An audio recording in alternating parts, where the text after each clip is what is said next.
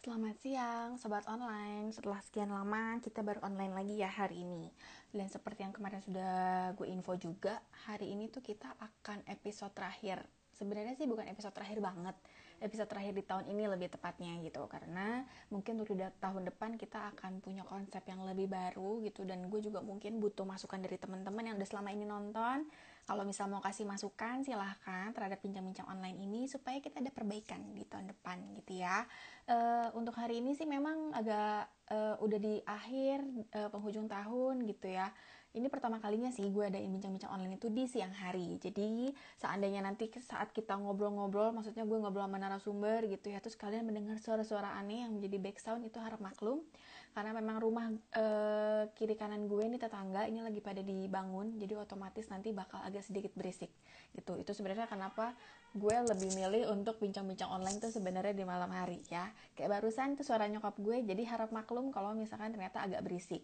Nah, untuk hari ini kita akan bahas temanya itu mengenali food ingredient. Jadi kalau teman-teman mungkin selama ini ada yang pernah baca food ingredient ataupun komposisi makanan, itu kita akan bahas di hari ini. Nah, gue perkenalkan sedikit dulu ya untuk narasumbernya. Narasumber itu nanti namanya Rita. Rita itu adalah lulusan dari Akademi Kimia Analis Bogor, jadi memang masih orang Bogor juga.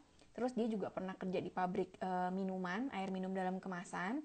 Terus dia lebih banyak bekerja sebagai quality assurance. Jadi kalau teman-teman ada yang masih penasaran quality assurance itu kerjanya seperti apa sih? Mungkin nanti teman-teman bisa langsung nanya aja ke Rita gitu ya. Tanpa berpanjang lebar lagi, gue akan langsung invite aja untuk Ritanya supaya kan kita akan banyak sharing terkait dengan makanan. Tapi mungkin hari ini kita nggak bahas mengenai kalori dalam makanan, kita akan lebih bahas mengenai komponen yang ada di dalam makanan, gitu ya. Jadi karena kalau kita ngomongin masalah kalori, itu nanti kita akan bahas di topik yang berbeda, gitu. Khusus hari ini kita akan scoopnya kita kecilin dulu, jadi kita akan bahasnya komposisi. Jadi nanti mungkin entah di awal atau di akhir, gue sama Rita akan bahas tentang komposisi yang ada di kemasan. Jadi kalau teman-teman yang sering makan gitu di mana atau jajan gitu ya, teman-teman kan suka lihat tuh kalau misalkan beli produk itu kan ada kemasannya. Biasanya di balik kemasan tuh ada tulisan mengenai komposisi atau food ingredient. Nah, itu yang akan kita bahas di hari ini. Rit, lu udah standby? Oh, bentar nih, setting cam ya dulu. Slow. Slow. Gitu. Gila, selamat hari Sabtu loh Rita. Akhirnya kita Iya. bertemu ya. Setelah diwacanakan akhirnya jadi hari ini. Gitu. Dan ini pas banget nih kita mau bahas tentang makanan setelah jam makan siang gitu. Jadi biar orang-orang nanti sebelum makan malam mereka mulai ngeliatin dulu food ingredient yang ada di makanan mereka. Nah, tadi gue sempat bahas sedikit tentang profil Lurid, terus tadi juga gue sempat info kita judulnya apa hari ini. Nah, biar teman-teman lebih familiar gitu ya dengan lo kan mungkin belum tahu nih Rita tuh siapa gitu. Bisa nggak ceritain sedikit tentang Rita itu sekarang sibukannya apa sih? Sekarang kerja kayak biasa. Mhm. Memang agak nyambung kalau sekarang kayak perusahaan panel insulasi gitu. Jadi kayak kalau misalnya pabrik mau bikin tempat pendingin atau yang mau Mhm. bikin ruangan steril kayak gitu, nah ordernya tuh di perusahaan tempat aku kerja sekarang. Jadi Mhm. kayak bikin apa dinding-dindingnya itu supaya nggak tembus ya. Kalau dinding Mhm. Mhm. tembok gini kan Mhm. tembus, kalau ada pendingin itu Mhm. ada udara dingin tembus. Jadi kita bikin dindingnya khusus memang. Nah, nanti Mhm. Kayak diinstal, chiller room dibikin gitu ya? kayak gitu ya. Sama buat kayak industri-industri farmasi itu kan butuh Mhm. yang Mhm. dinding-dinding kayak gitu. Nah, Mhm. Mhm. itu di situ kerjanya juga ngurusin kayak sistem manajemen gitu, kayak ISO kayak gitu-gitu. Mhm. Jadi Mhm. uh, model quality assurance juga. Mhm. Mhm. Berarti scope-nya masih quality assurance, cuma mungkin yang dikerjain sekarang udah beda ya, Rit Agak ya? beda, nggak ke Mhm. makanan, nggak ke makanan Iya, dulu. nggak langsung ke makanan, tapi sebenarnya Uh, itu lebih ke supporting untuk operation makanan kali ya. uh, Ya, mungkin untuk teman-teman yang sama-sama pernah punya pengalaman di manufaktur, mungkin ketika tadi Rita dan gue ngobrol, mungkin udah agak sedikit gitu, kebayang gitu ya.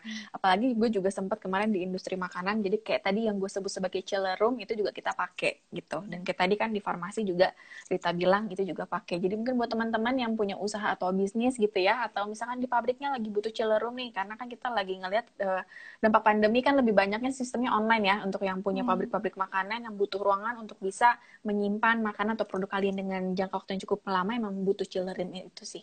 sebenarnya kita kali Rit ya Mm-mm. untuk pembukaannya. Nah sekarang kita akan bahas mengenai food ingredient sendiri gitu Rit. Boleh nggak jelasin sedikit food ingredient itu sebenarnya apa sih?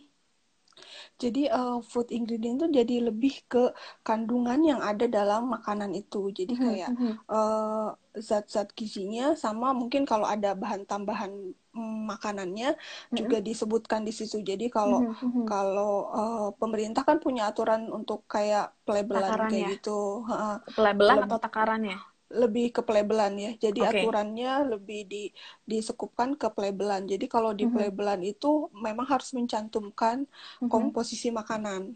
mhm, Komposisi yang ada mhm, di dalam makanan itu mhm, mulai mhm, dari yang besar sampai yang kecil yang mungkin berpengaruh sama gizi di makanan itu. Nah, mhm, jadi mhm, termasuk mhm, kalau sekarang karena mhm, dunia makanan ini semakin berkembang, jadi sekarang mhm, itu ada unsur-unsur yang bersifat alergen juga harus mhm, mhm, dimasukin di pelabelan itu. Jadi kayak mhm, mhm, contohnya kayak kacang, terus mhm, misalnya dia ada kandungan juga seafood kayak gitu, mhm, terus mhm, susu dan mhm, turunannya ya misalnya. mhm, Nah itu juga termasuk gluten itu mhm. uh, dimasukkan ke ingredientnya itu. Mhm, mhm.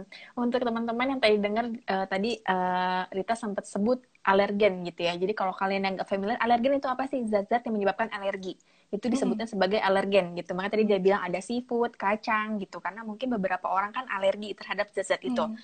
Nah, yang menarik adalah gini, Rit. Berarti kalau kita lagi ngomong skupnya adalah industri, apalagi industri makanan, pasti mereka akan mendaftarkan yang tadi kayak kamu bilang, Mm. untuk list food ingredient-nya ke pemerintah untuk dapat Mm. izin, baru setelah itu mereka bisa produksi, gitu ya. Ya, mm. Itu kan kita ngomong ini industri skupnya besar nih, pabrik gitu. Yes. Tapi kalau sekarang kan kayak kamu bilang gitu, dengan dampaknya pandemi kan semakin banyak orang yang beralih profesi gitu. Jadinya punya industri rumahan untuk makanan. Nah, apakah kalau industri-industri rumahan juga perlu untuk mendaftarkan komposisi makanannya ke pemerintah untuk didaftarkan? Kan suka ada IRT gitu ya, izin-izin Ya, gitu. itu memang ada izin khusus kalau memang yang mau ngurus untuk izin industri rumah tangga. Jadi juga ada Mhm, ketentuannya, tapi memang nggak sesulit kalau kita kalau misalnya masukkan MD kan merek mhm, dagang gitu kayak ya, misalnya kalau mhm, di Indomie atau di mhm. air minum gitu kan suka ada no BPOM Ya MD nomor mana MD. itu. Ya. Nah itu lebih apa namanya lebih mungkin tingkatannya lebih untuk industri yang lebih besar. Kalau Mhm, industri mhm, yang lebih kecil sebenarnya ada juga aturannya untuk mhm, kalau misalnya mhm, mau mhm, ngedaftarin produknya dan dapat izin itu. mhm. Tapi mungkin Red ininya mhm, nggak susah ya, nggak sesusah yang mhm. MD. Ya, oke, Gat. Sebelum kita mulai, kalau mau minum dulu boleh loh, Rit, karena kita ngobrol akan Serak-serak lumayan ya. panjang. Iya, karena ngobrolnya akan lumayan panjang, pasti seret nanti, gitu. Nggak apa-apa kalau mau minum dulu, it's okay. Boleh ya? Minum dulu Iya, ya? iya, untung udah disiapin minumnya. Minum dulu, Iya, nggak apa-apa loh. minum dulu ya. Iya, soalnya kita ngobrolnya akan panjang. Ini karena gue udah sering, makanya gue udah tahu. Makanya dari tadi gue udah minum juga. Jadi biar plong gitu. Nah, tadi menarik ya, biar teman-teman juga yang nonton nanti udah familiar nih. Kalau misalkan kalian setelah ini mau menciptakan sebuah makanan, kita di industri rumah tangga, IRT gitu ya, itu teman-teman juga harus mendaftarkan komposisi makanannya. Makanya kalau misalkan teman-teman tuh yang sering jajan, kayak tadi gue bilang ya, jajannya tuh bukan cuma jajan di supermarket, tapi yang jajanan di pasar gitu, mereka kan udah punya packaging makanan, terus ada tulisannya IRT, walaupun cuma dicetaknya cetak biasa doang ya. Beda sama pabrikan. Pabrikan kan cetakannya di kemasan. Kalau ini kan kayak di plastik, terus ada tempelan IRT. Nah, itu berarti dia sudah mendaftarkan merek dagangnya, kalau kita ngomongnya tuh nomor MD, tapi kalau dia mungkin industri rumah tangganya itu Ya, didaftarkan gitu ya. Jadi, maksudnya udah lebih aman lah dari segi makanan karena diketahui atau mungkin udah dicek dulu oleh pemerintah sebelum itu ya. diproduksi gitu ya. Biasanya kalau misalnya nggak terdaftar justru yang lebih bahaya. Kalau misalnya Hmm, justru kan kalau misalnya kita terdaftar kan kalau misalnya dia nanya menambahkan kayak bahan tambahan makanan tadi tuh hmm, harus hmm. ikutin aturan kan. Ketentuan ya. Kalau misalnya yang bahaya itu justru kalau misalnya kita beli makanan tapi kayak di di food court atau di mana yang Ya, juga nggak tahu itu tuh dia tambahin apa di dalamnya kan kita iya, juga nggak tahu gitu. Nah betul, itu yang betul. nggak bisa telusur sama kita. Yes, betul. Hmm. Itu salah satu mungkin awareness yang kita mau bahas juga di hari ini supaya Hmm. teman-teman tuh lebih aware dengan apa yang kalian masukkan ke mulut kalian karena itu akan menempel ataupun masuk ke dalam badan gitu. Kayak tadi Rita bilang gitu. Kita kalau jajan di pasar kan sering ya kue deh, lu beli kue basah itu Kue kan udah basah. pasti nggak ada food ingredient-nya gitu loh, lu nggak akan tahu komposisi dalamnya apa, ya cuma ya udahlah gitu.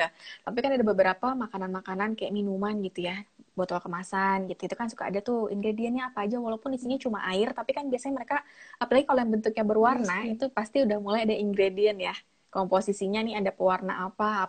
Nah itu kalian perlu tahu gitu supaya kalian tahu nih zat-zat kimia apa sih yang sebenarnya masuk ke dalam tubuh kita gitu kali ya, Rit. Mm-mm. Oke, nah itu secara gambaran mengenai food ingredient-nya sendiri. Nah, sekarang kalau dari Rita sendiri nih, kira-kira menurut Rita apa sih yang membuat kok orang tuh harus tahu ya tentang food ingredient ini gitu? Kebanyakan kan orang kalau misalnya beli makanan, oh yang penting enak nih rasanya gitu kan. Yang penting apalagi kalau lagi hype beli gitu kan ya. Tapi nggak lihat kandungan makanannya gitu. Jadi kebanyakan orang kan mikirnya pokoknya gue ngetren gitu kan. Tapi nggak tahu di dalamnya itu banyak asupan yang sebenarnya nggak sehat juga buat Ya. kita dan mungkin nggak langsung berdampak saat kita makan tapi bisa terakumulasi terus udah gitu nanti bertahun-tahun kemudian efeknya gitu. Dampak jangka panjang ya. Hmm. Lebih Oke. ke situ sih. Iya, betul-betul. Karena gini, makanya tadi gue sempat bahas juga ya, kayak misalnya ketika teman-teman belanja sesuatu di supermarket gitu, makanan dalam kemasan, pernah nggak sih kalian memperhatikan di balik kemasannya itu tulisannya apa? Gitu kan, kadang kan orang ada yang males ya, nih bahasa-bahasa kimia yang kita nggak paham gitu ya. Udah, yang penting ada, biasa kan kalau tulisan yang kita pasti familiar ada gula, ada garam gitu ya, Hmm. ada pemanis apa, sukrosa atau apa, itu doang Hmm. yang kita biasanya familiar. Tapi kan Hmm. selebihnya tuh kayak udah ngomongin masalah pewarna atau justru ada zat apa ya perasa buatan itu kan kita nggak Hmm. gitu familiar gitu, tapi sebenarnya hal itu mungkin menurut kita perlu atau penting untuk kita ketahui biar kita tahu sebenarnya zat apa sih itu gitu kali ya. Perlu banget. Jadi kalau misalnya apalagi kalau memang yang orang-orang yang punya kayak apa intoleran, jadi kayak Hmm. sensitivitas Ya. terhadap makanan-makanan tertentu Hmm. dan Hmm. tiap orang tuh bisa jadi beda gitu. Jadi Hmm. kita Hmm. juga harus mengenali diri kita sendiri gitu. Hmm. Maksudnya Hmm. kita tuh Alergi terhadap kok apa gitu kali ya. dan itu tuh sekarang perkembangan sekarang tuh bisa apa ya? Bisa orang-orang kok dia nggak kenapa-napa kok gue kenapa-napa gitu. Jadi itu yang sebenarnya kita harus perhatiin tuh di situnya. Jadi lebih ke situ. Jadi makanya sekarang yang tadi dibilang alergen itu juga harus harus dicantumin karena memang itu penting banget karena kita tuh kadang nggak aware sama kayak gitu. Jadi yang Ya. bahasa-bahasa apalagi bahasa-bahasa kimia gue nggak ngerti gitu, males juga Mm-mm. ngebacanya gitu. Iya. Nah tapi itu paling nggak harus harus tahu sih, maksudnya paling nggak Iya. ini tuh apa sih maksudnya gitu, paling nggak Mhm. kita paling nggak tahulah ini tuh apa gitu. Ya, betul betul. Ya, Hmm. gue setuju dengan apa yang tadi Rita sampaikan gitu ya. Karena menurut gue gini, ketika lu makan bener kayak Rita gitu. Mungkin Rita sama gue makan makanan yang sama nih, misalkan Hmm. snacknya snack A gitu. Hmm. Tapi tiba-tiba tuh muka gue tuh bengkak, kulit Merah. gue merah-merah, Hmm. alergi gitu kan. Karena kayak tadi Rita sampaikan, mungkin gue alergi terhadap gluten gitu loh. Hmm. Sedangkan mungkin di produk atau makanan itu tuh ada glutennya yang ternyata tuh setelah sekian lama gue baru tahu nih gue punya alergi gluten karena kan Hmm. balik lagi ya untuk di gue nggak tahu sih di Indonesia doang atau di luar negeri juga gitu, cuma kalau kita mau tes gitu kita itu alergi apa masih cukup mahal biaya tesnya Hmm. untuk ke lab gitu kan. Nah memang lebih mudah ketika kalian makan sesuatu dan kalian tuh ada efek sampingnya berupa alergi, mungkin kalian udah harus lihat perhatiin gitu sebenarnya apa sih yang gue makan di hari ini atau apa sih yang menyebabkan gue alergi gitu ya, biar kita udah Hmm. bisa mulai antisipasi. Nah tadi gue sempat bahas tentang gluten gitu, sebenarnya tuh gue beberapa kali tuh kayaknya kan gue merasa nih mulai beberapa tahun belakang ini orang itu udah mulai aware terhadap apa yang mereka makan. Jadi gue sempat baca beberapa tuh ada produk gitu ya, produk kemasan gitu makanan itu tuh ada tulisannya gluten free, gluten free. Sebenarnya gluten itu apa sih, Rit?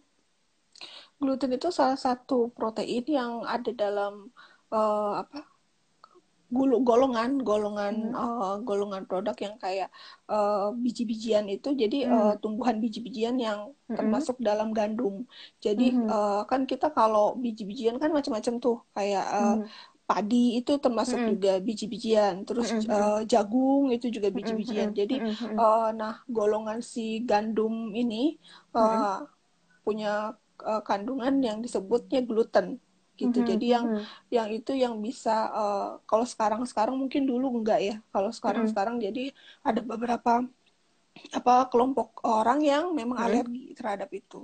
Dan juga ada penyakit bawaan, bukan penyakit bawaan ya, jadi kayak yang memiliki penyakit tertentu itu bisa berpengaruh kepada daya serap gizi dari si kandungan di makanannya itu.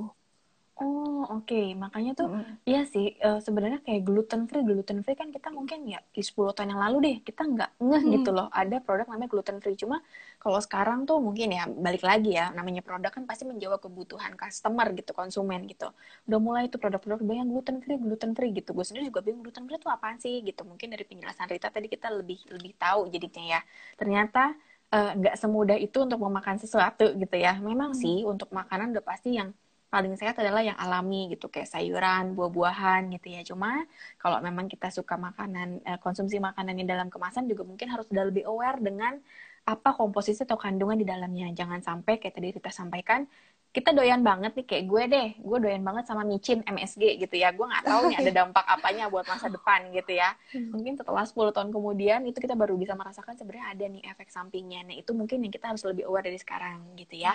Oke, nah lanjut lagi Red. Kalau kita ngomongin masalah komposisi, mungkin kita langsung mulai ajarin teman-teman untuk cara membacanya kali ya. Untuk contoh kemasan gitu. Bisa nggak dibantu dijelasin sedikit apa sih yang kira-kira kita harus perhatiin kalau lagi beli makanan atau makanan dalam kemasan? Aku punya contoh di satu ya, yang yang paling pada suka lah pasti ya, Indomie. Indomie. Yeah. Ini salah satu yang paling banyak digemari lah ya, makanan yang paling banyak digemari. Yeah. Indomie kan seleraku. Jadi ini ada tulisannya di sini biasanya di belakang gini ya, di belakangnya di belakangnya si bungkusnya ini. Nah, di sini ada tulisan komposisinya di sini. Okay. Nah, ini ada aku bacain aja ya. Ini ada pertama itu dia cetak tebal. Biasanya di sini ditulis sih, memang ditulis kalau yang di paling bawah itu ada tulisannya mengandung alergen, bisa dicetak tebal. Jadi yang bahan-bahan dicetak tebal ini dia mengandung alergen. Jadi ya, berarti maksudnya kan dari sistem produksi, bukan dari sistem produksi, dari apa sih, quality assurance-nya di Indofood tuh mereka udah not hal itu gitu ya. Jadi kalau kalian sampai makan itu dan alergi, di mana kalian tahu alergi komposisi itu, juga, gitu kan? Ya itu salah kalian, bukan salah pabriknya gitu ya. Ya, terus lanjut Rick. Nah ini ada beberapa yang dicetak tebal ya. Jadi yang mungkin harus diperhatiin itu pertama ya, maksudnya karena kan yang tadi kita bilang alergen itu, jadi lihatlah kalau misalnya di sini dia bilang cetak tebal, berarti kita lihat yang cetak tebal aja dulu pertama. Ya, jadi di sini ada tepung terigu, terus ada kedelai yang dicetak tebal, terus ada gluten, terus udah itu aja 3. Berarti yang di sini di sini ada ikan, telur yang dicetak tebal juga. Jadi kalau ada yang alergi ikan atau alergi telur, ini juga jangan makan ini, nanti bisa gatel-gatel gitu kan. Atau yang ada efek alergi yang lain kan, bisa pusing, bisa macam-macam juga sih. Jadi beda-beda juga tiap orang. Nah setelah itu mungkin yang lainnya yang paling gampang dibaca, mungkin yang pada tahu mah kayak minyak kayak gitu, pada tahu ya, minyak, garam. Nah terus di sebelahnya itu ada penstabil nabati dan fosfat. Nah ini kan udah bahasa kimia ya. Jadi itu sebenarnya bahan tambahan makanan juga supaya ini teksturnya lebih stabil gitu. Jadi kayak itu dikasih tahu sih biasanya. Terus sebelahnya itu ada pengatur keasaman. Terus yang bahaya nih yang di sini, tapi mereka sebutin juga, dan pewarnanya disebutin, pewarna sintetik, tatrazin. Nah, ini tatrazin juga ada efek sampingannya kalau misalnya kita makan terlalu sering, terlalu banyak juga. Terus selanjutnya itu antioksidan, TBH tulisannya. Nah, ini yang kalau antioksidan tuh lebih kayak ke ini ya, ke supaya makanan ini nggak tengik. Jadi kalau antioksidan tuh buat kayak bahan makanan yang mengandung lemak atau minyak yang rentan banget kalau teroksidasi tuh dia nanti kena oksidasi, nanti dia bakalan kita bilang itu tengik ya. Jadi kita bilangnya Tapi itu tengik. Nah, itu termasuk pengawet nggak sebenarnya? beda. Kalau pengawet itu lebih ke mempertahankan dia supaya lebih lama daya simpannya. Kalau antioksidan ini lebih cenderung ke makanan itu. Jadi yang makanan yang mengandung lemak atau minyak, dia supaya nggak cepat tengik. Jadi kalau tengik itu kan jadi lemaknya atau minyaknya teroksidasi. Nah, itu jadi ke situnya sih.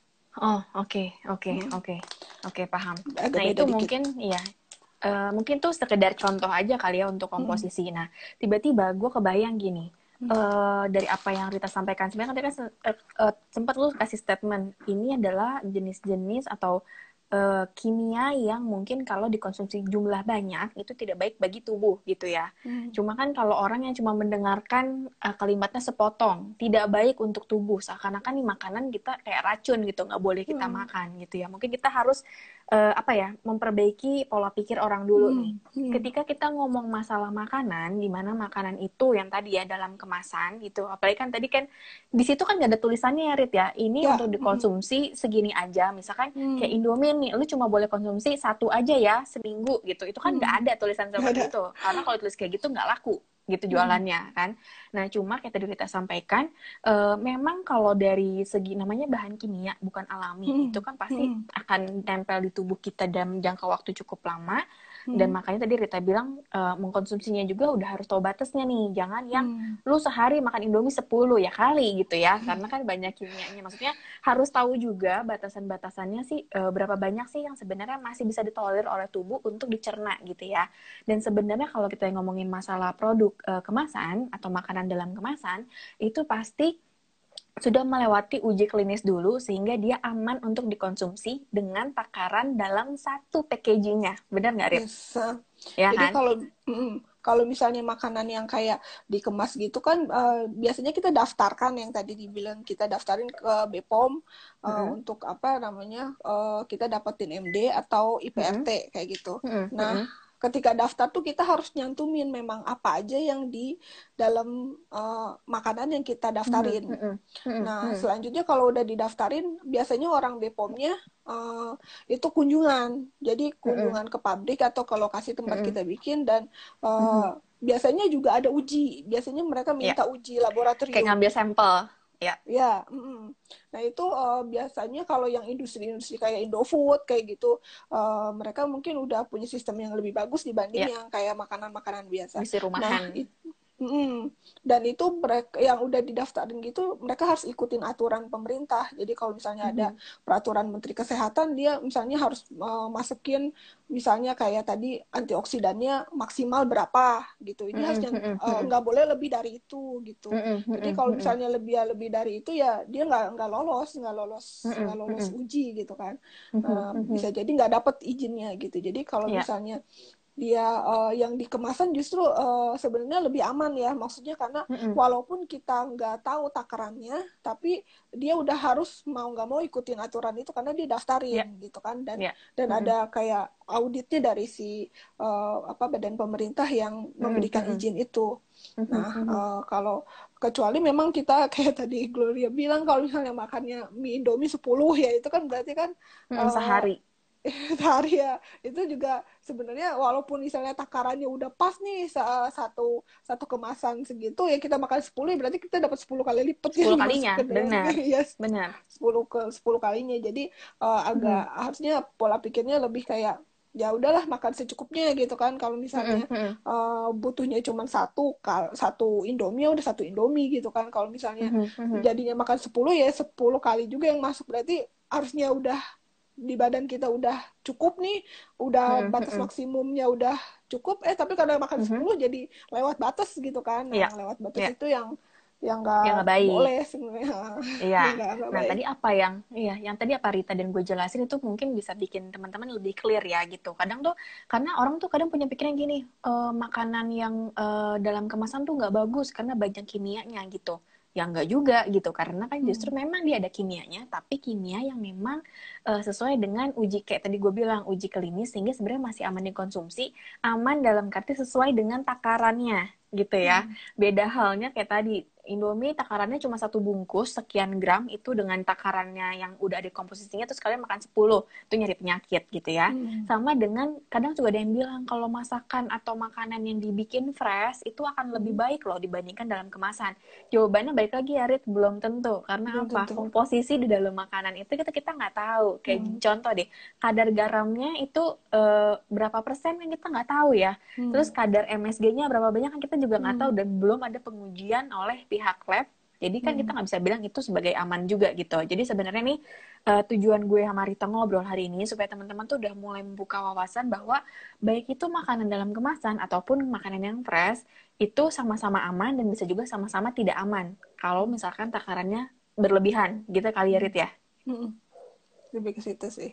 Ya, oke. Nah, semoga mungkin teman-teman akan lebih familiar karena itu beberapa hal yang sebenarnya masuk ke mitos atau fakta sih jadinya ya, Rit. Maksudnya kan kadang Hmm. orang mikir, oh iya kemasan ini udah diuji klinis kok aman ya, tapi lu makannya 10 terus lu sakit, terus lu nuntut ke perusahaannya. Katanya nih makanannya aman, kok beracun di badan gue gitu ya. Setelah Hmm. diusut punya usut ya karena emang lu konsumsinya lebih dari takaran seharusnya gitu. Jadi, Dan ya, gak baca ingredientnya juga. ya, benar. Ya, Salah benar satunya. gitu.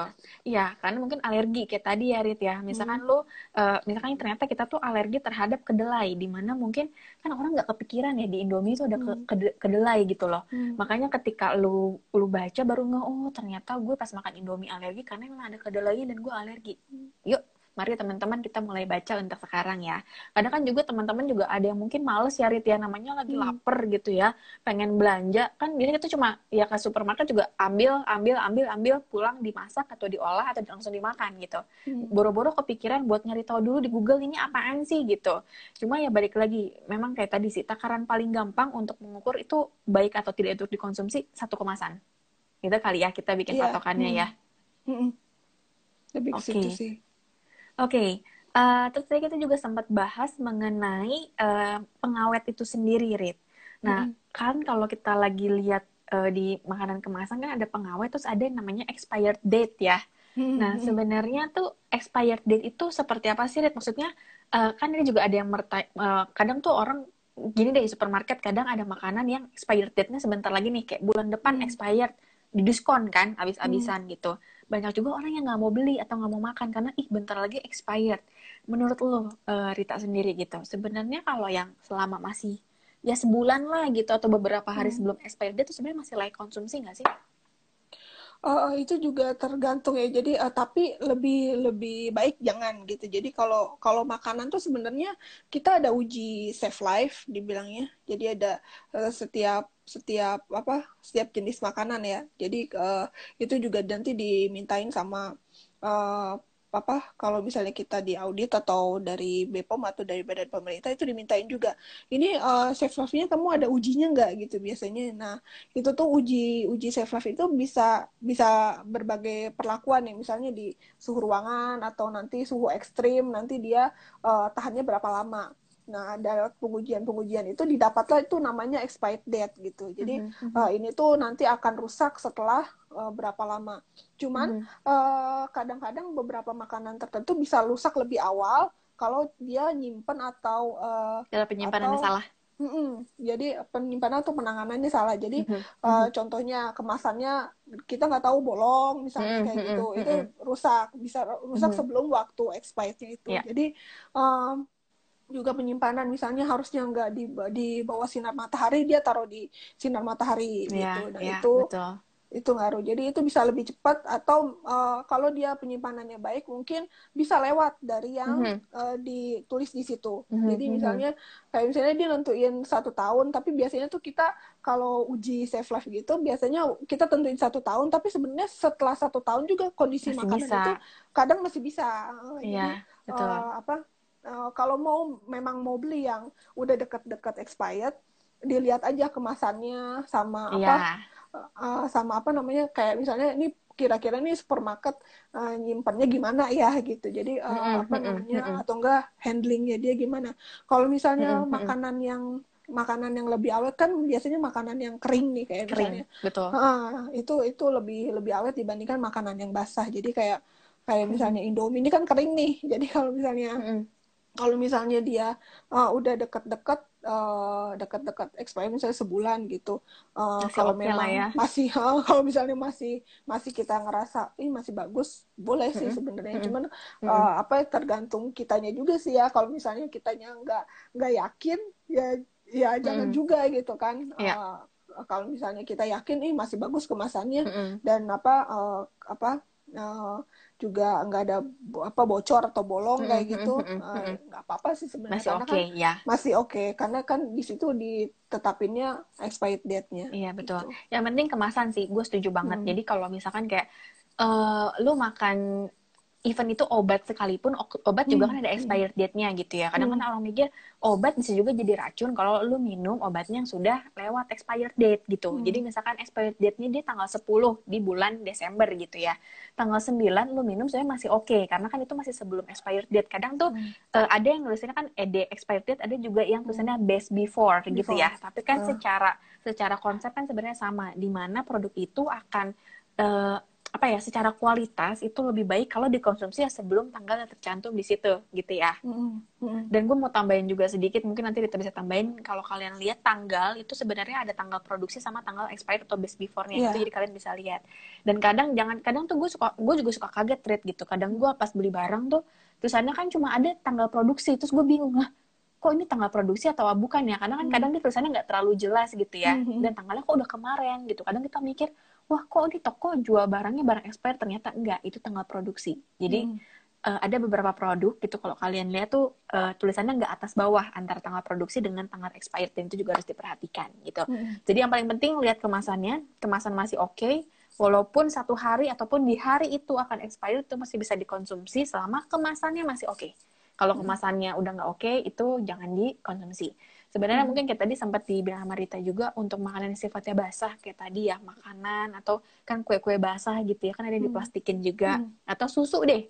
Susu juga itu kan ada infonya, bahkan biasa di kemasan ya, harus disimpannya di suhu berapa, atau misalkan kalau sudah dibuka sebaiknya diminum, maksudnya sebaiknya langsung dihabiskan setelah kemasannya dibuka, kan kadang tulisannya seperti itu gitu ya. Jadi itu tuh kenapa sih itu ada dalam kemasan? Karena itu memang anjurannya. Jadi jangan ada lagi hal-hal konyol gitu. Maksudnya kalian mengalami keracunan atau hal-hal lainnya, itu yang dikarenakan kesalahan kita sendiri gitu. Karena kita tidak memahami apa tulisan yang ada di kemasan. Gitu kali ya, Rit ya? Dan juga yang penting nih kayaknya juga orang yang agak kurang paham juga, kalau yang suka beli makanan kaleng. Nah, itu juga harus diperhatiin. Jadi kalau misalnya kalengnya udah mulai karatan sama udah mulai gembung tuh kayak kembung ya. Nah, itu jangan dibeli ya. Karena Itu udah jangan banyak dibeli gasnya itu. ya. Iya, jadi di makanan kaleng itu rentan sama bakteri namanya Clostridium botulinum. Nah, itu yang bahaya banget. Jadi dia bisa tumbuh di kondisi makanan kaleng itu, dan itu sangat beracun. Jadi kalau kalengnya udah gembung itu jangan dibeli. Ya, ya. Dan sebenarnya nih ya, kalau teman-teman sering perhatikan, apa yang Rita sampaikan itu selalu ada di tulisannya di kemasan loh. Kayak tadi, jangan diterima jika kemasannya rusak. Atau jangan diterima jika segelnya lepas. Itu sebenarnya hal-hal yang sudah dituliskan di kemasan, kalau teman-teman aware sebenarnya. Dan mungkin ya, gue sih harapannya nih dari kita diskusi hari ini tuh teman-teman akan lebih aware ke depannya sih terkait dengan hal ini gitu. Biar mereka tuh lebih tahu, gue kalau kan kadang gini ya, apalagi gue nggak ngomongin masalah ibu rumah tangga sih, cuman namanya kalau lu belanja ngeliat tulisannya sell buy one get one, apalagi produk-produk makanan diskon 50% gitu, lu main beli aja tapi lu nggak merhatiin tanggal expired date-nya. Yang biasanya sih mereka perhatiin expired date pasti, cuma kemasannya kadang nggak diperhatiin.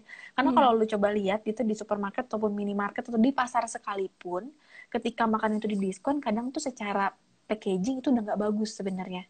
Entah itu kalengnya penyok, botolnya penyok gitu kan. Cuma mungkin yang tadi Rita sampaikan bukan berarti dalamnya jelek, tapi kalian harus lihat dulu penyoknya nih karena apa gitu. Kalau misalkan hanya karena ketimpa, it's okay. Tapi kalau penyoknya kayak tadi ya, ngegelembung atau karena sebenarnya ada mikroorganisme yang bertumbuh di dalamnya dan membuat makanan itu menjadi beracun, ya walaupun diskon masa kalian mau beli gitu kali ya. Ada yang mau ditambahkan, Rita? Serak dulu, minum dulu ya. Ya, oh nggak apa-apa. Minum dulu. Palingan kayaknya sih udah, kalau dari aku sih udah cukup. Mungkin kalau ada pertanyaan yang lain. Kayaknya pertanyaan belum tentu ada, karena yang nonton aja nggak banyak untuk kali ini sih, Rit. Cuma mungkin bakal banyak pertanyaan setelah kita offline nanti. Mungkin ada beberapa teman yang nanti nonton gitu akan bertanya gitu. Jadi, tapi gini, untuk teman-teman yang nanti akan nonton, yang tidak mengikuti online kita hari ini gitu ya, kalau ada pertanyaan seputar food ingredient atau komposisi makanan, itu kalian silahkan komen aja nanti. Karena kan ini videonya kan gue save di IGTV gue, dan juga nanti akan ada di YouTube gitu. Jadi silahkan komen, siapa tahu kita bisa bikin sesi berikutnya untuk bahas tentang hal ini, Karya Rit ya. Gitu. Jadi boleh. karena untuk hal-hal terkait dengan pola makan sehat dan lain-lain, ini kayaknya akan gue skip dulu karena akan terlalu melebar. Jadi yang penting mungkin hari ini info yang kita sampaikan biar orang lebih aware dulu terhadap komposisi dalam makanan kali ya. Ya, nah untuk closing statement-nya dulu, Rita, kira-kira apa nih yang mau lo sampaikan ke teman-teman sebagai penutup di hari ini? Jadi kalau beli makanan, beli produk itu tolong dilihat ada yang di dalam kemasannya itu apa aja. Misalnya contohnya kayak tadi expired date itu paling pertama kali dilihat ya. Terus udah gitu adalah ingredientnya, komposisi dari makanan itu. Jadi kalau misalnya baca ada nggak di situ yang mengandung zat-zat alergen yang bisa berimbas berpengaruh sama kesehatan kita gitu. Okay. Thank you so much ya Rita, maksudnya untuk sharingnya di hari ini gitu ya. Mungkin untuk bagi sebagian orang nih hal simpel banget sih yang kita bahas, tapi sesimpel ini yang kita bahas, sesimpel ini juga kalian harusnya memperhatikan gitu ya. Jangan karena hal simpel terus diabaikan, padahal ini efeknya tuh luar biasa untuk tubuh kita. Karena kan kayak tadi kita bilang ya Rit ya, kalau sering jajan kayak gue deh pecinta banget sama micin, kan anak micin ya, generasi micin gitu.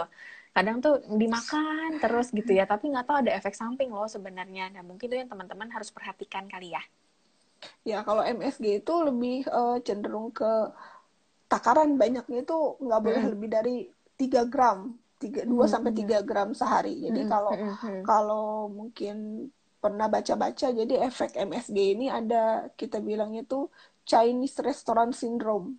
Jadi itu penyakit yang kalau kita berasa suka sakit ini nih di punggung leher, terus nanti lama-lama ke bukan karena kolesterol ya? Kan kalau punggung leher biasanya kolesterol. Kebanyakan micin. Jadi itu istilahnya memang karena mungkin ini micin ditemukan di Tiongkok, jadi namanya aku juga sempat kok namanya kayak gini. Jadi itu memang efek dari kebanyakan micin.